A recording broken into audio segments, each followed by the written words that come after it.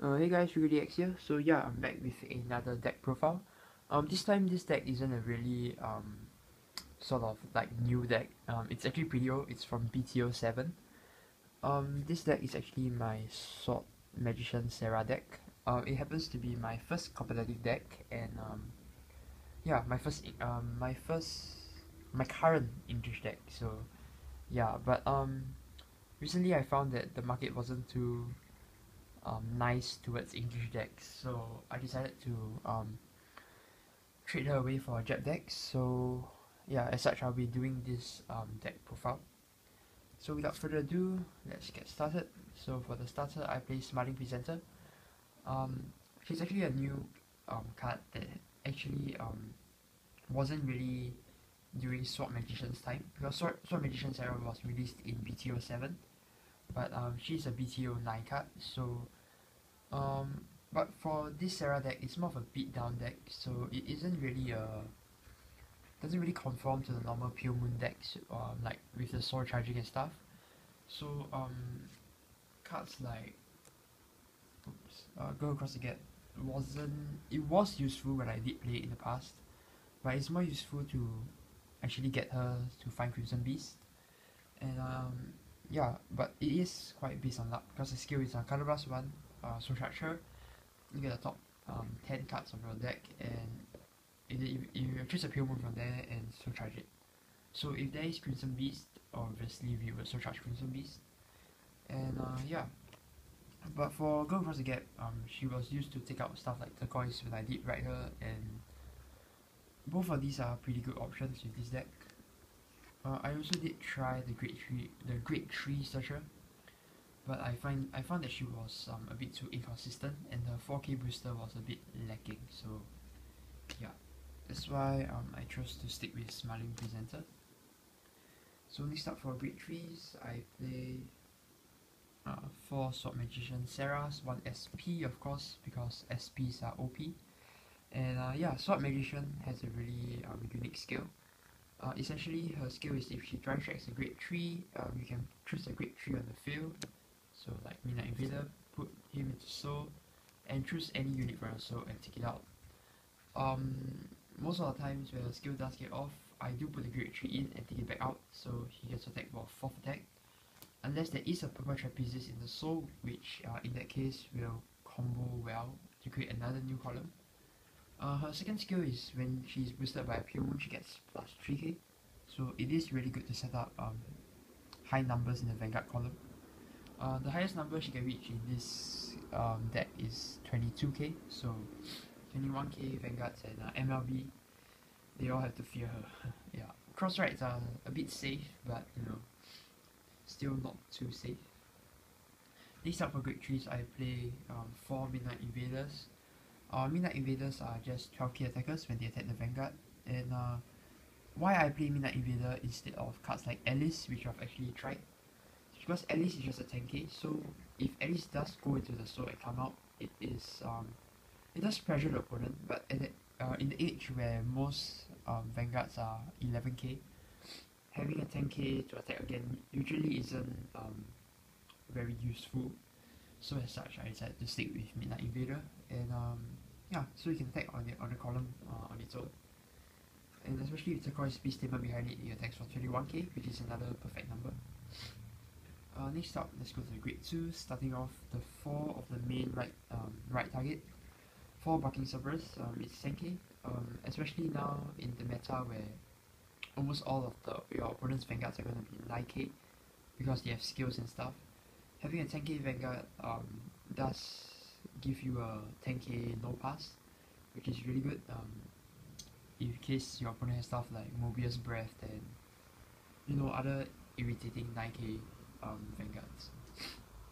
Next up, the MVP in the sense of the deck.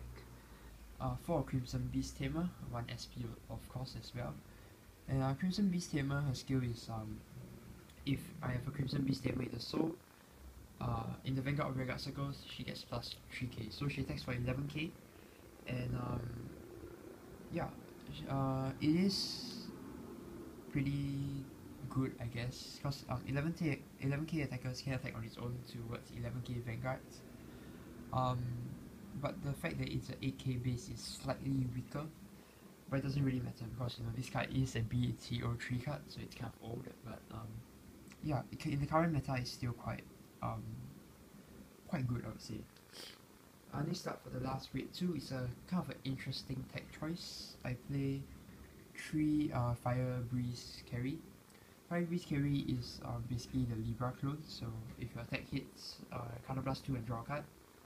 In this deck, Color Blast isn't widely used.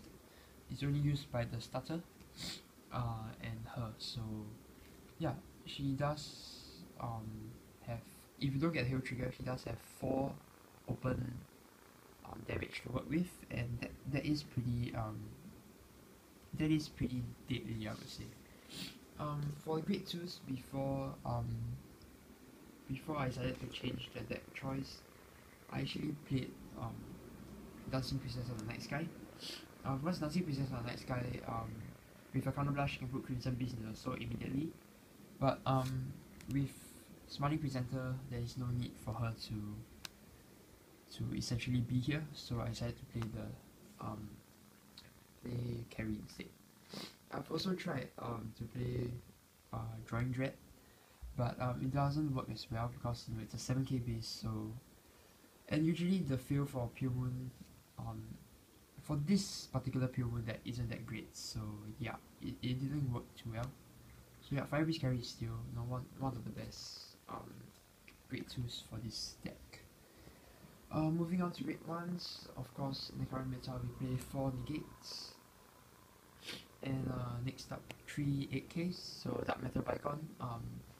3 of these guys because it's the best right target, and behind stuff like carry, it hits for 17K, so it is 1K above a magic number, and yeah, it actually boosts Sarah for 21K as well, so yeah, pretty good numbers for Bicon.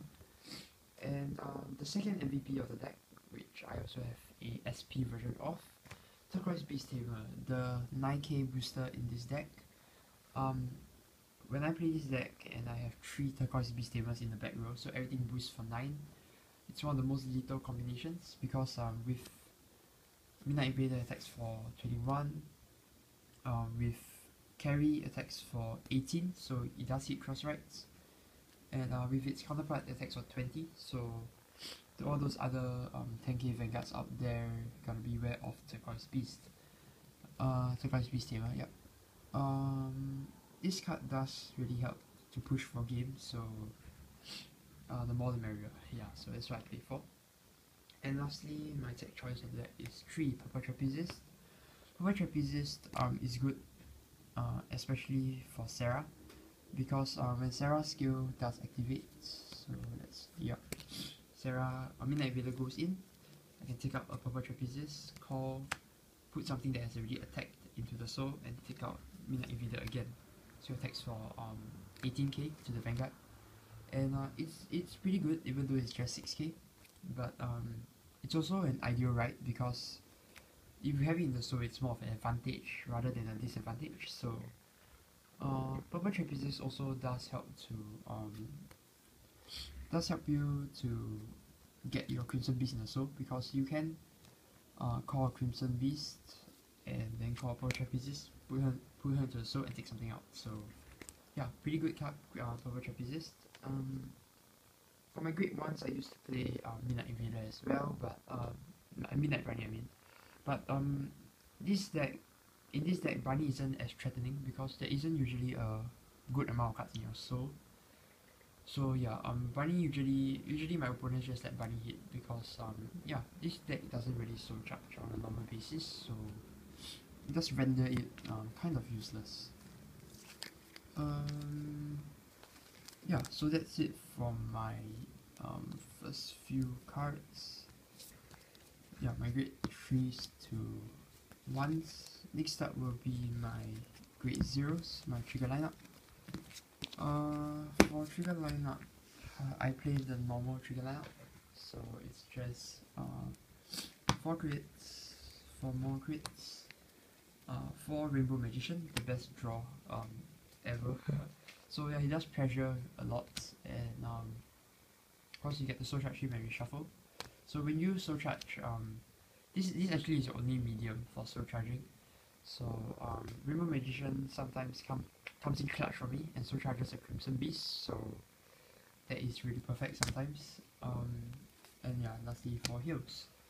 The combos in this deck are pretty basic. Let's go through them. So you just start with Smiley Presenter.